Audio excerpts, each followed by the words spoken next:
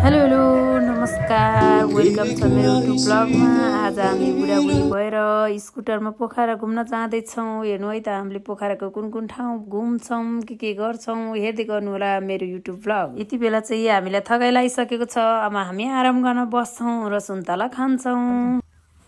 अब चाहिँ हामी आराम गरेर सुन्तला खाने। उहाँ चाहिँ आजको राइडर पठाएको ड्राइभर म चाहिँ पठाएको पछाडि बस्ने। त्यसपछि हामी पुनः यात्रामा लाग्यौँ। हामी रूपा गाउँपालिका रूपाताल हुँदै पोखरातर्फको यात्रा लाग्यौँ।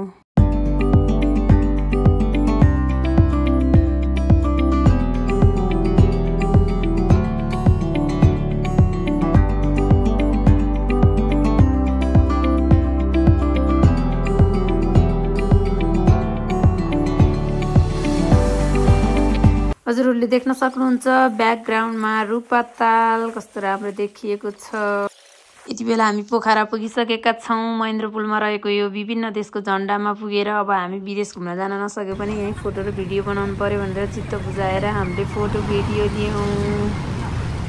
त्यसपछि हामी सरासर लेक साइडतिरको यात्रामा लाग्यौँ। देख्न सक्नुहुन्छ हजुरहरूले लेक साइडको भ्यू, हामी बसेको होटलबाट देखिएको भ्यू। त्यसपछि हामी तालबाराई मन्दिरको सन्ध्याकालीन आरती हेर्नतर्फ लाग्यौँ।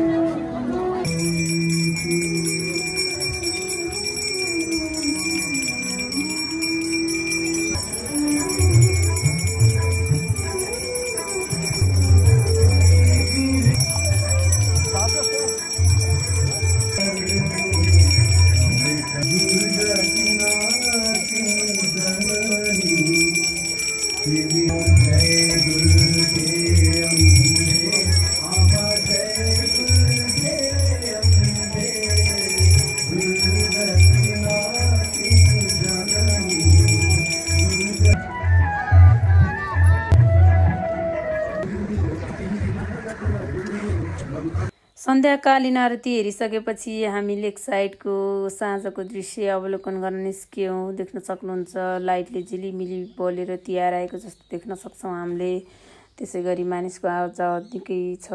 यहाँ चाहिँ मुख्य भनेको चाहिँ चियाको व्यापार रहेछ कि, कसैले थर्मसमा, कसैले मड्का चिया, कसैले हाँडी चिया। चिया चाहिँ एकदमै धेरै प्रख्यात रहेछ लेक साइडमा। त्यसपछि हामी चाहिँ अब खाना खानु पर्यो भनेर हामी होटलतिर लाग्यौँ। अनि बिचमा मैले बेलुन देखेँ, कस्तो राम्रो लाग्यो मलाई यो बेलुन। कस्तो मजाले एकैचोटि बत्ती बल्ने लिने गरिरह नि त। अनि यो चाहिँ लेक साइडको बेलुकाको दृश्य देख्न सक्छौँ हामी।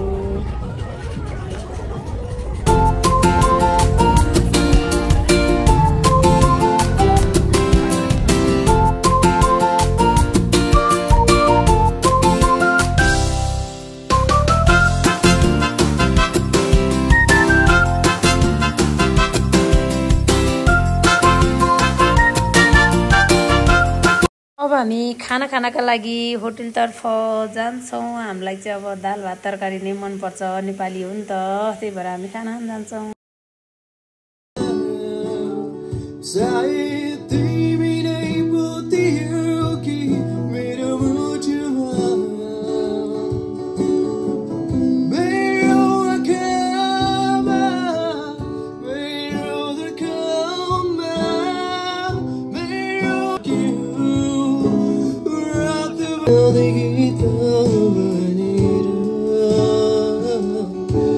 कहिले काहीँ सुइदा भनेर कहिले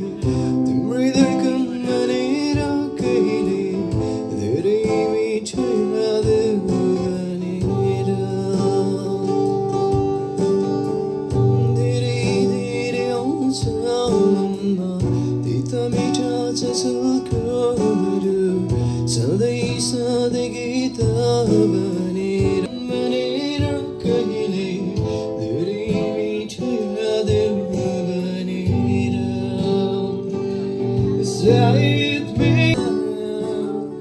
सायद तिमी नै पोतियौ कि मेरो मुटुमा मेरो आँखामा मेरो धड्कनमा मेरो विश्वासमा यति बेला हाम्रो खाना आइसकेको छ। अब हामी खाना खान्छौँ। Thank you for watching.